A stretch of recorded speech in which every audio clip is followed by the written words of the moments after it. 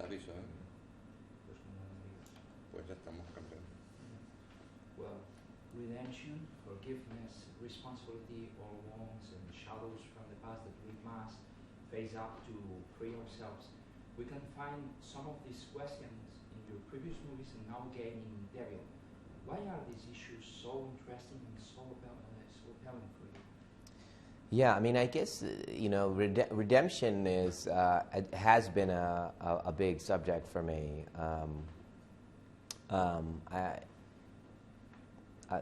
Maybe there's some feeling of like, I don't know, maybe it's from a cultural thing. I think maybe for me, a sense of I need to make up for something. I need to earn respect or for maybe it's like something to do with my parents or something like that. There's always this feeling like I want to earn their respect by my actions and what I'm doing, and so all my characters, I think, have that kind of burden on them to earn a certain level of respect. This time, it's your story, and you have had some control as a producer. Final vision, touch is not yours, but Right. Sean Eric Douglas one. What do you point out of their approach, and what things have you surprised the most? Or you were shot in a very different way, but you like it as it.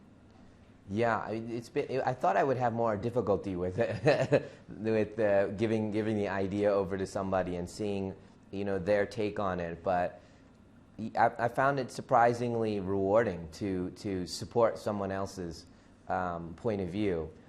As a producer, I think that the way that your job is to go, like if you were the director, I would say, what are you trying to get?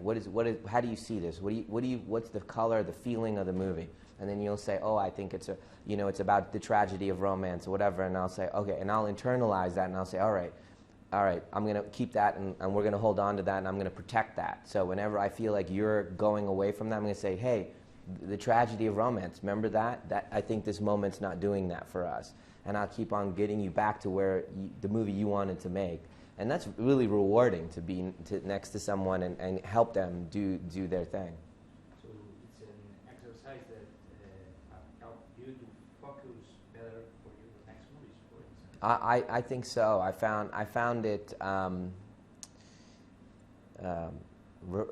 rejuvenating, making the movie. Normally at the end of one of my movies, I'm exhausted. I have nothing left. I have nothing emotionally left. Don't ask me for directions and nothing. I don't have anything left to offer.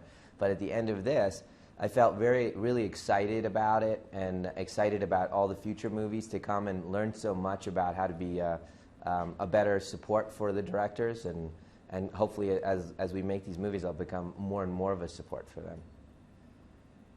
Supernatural and the occult has always been present in your cinema and histories, like after death, the invisible patterns of the world, alien visits, unknown forces of nature.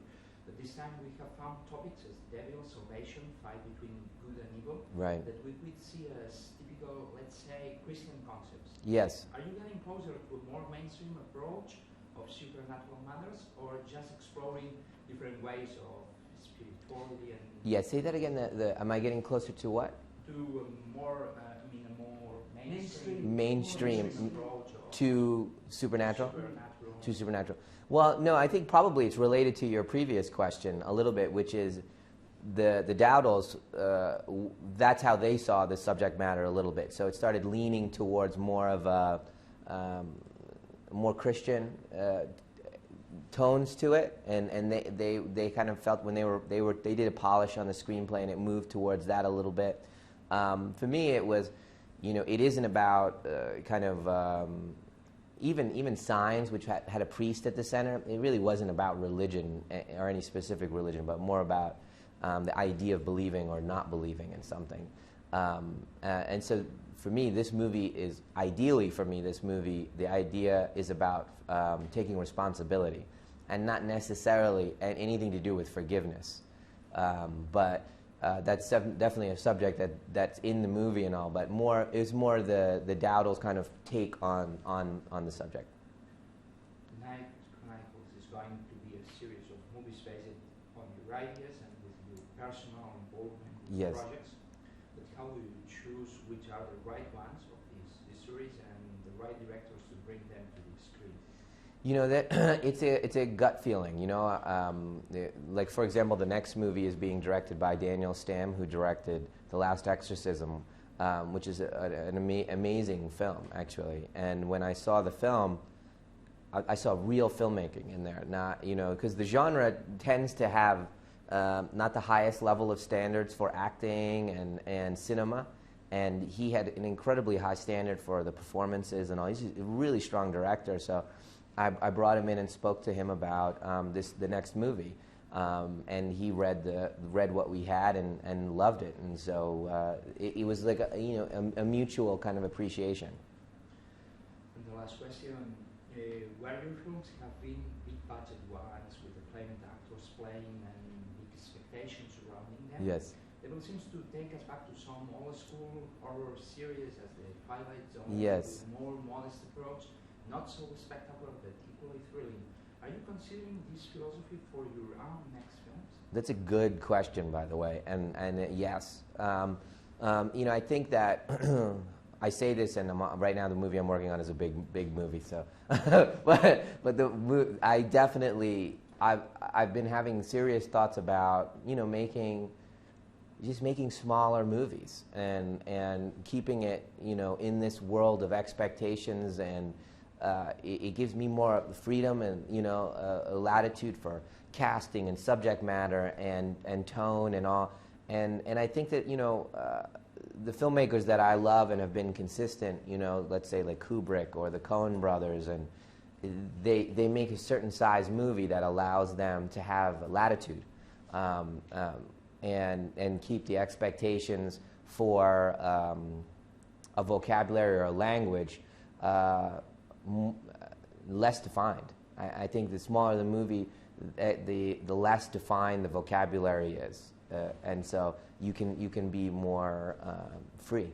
And so it's something I'm seriously thinking about. I was telling my wife this just like 4 days ago.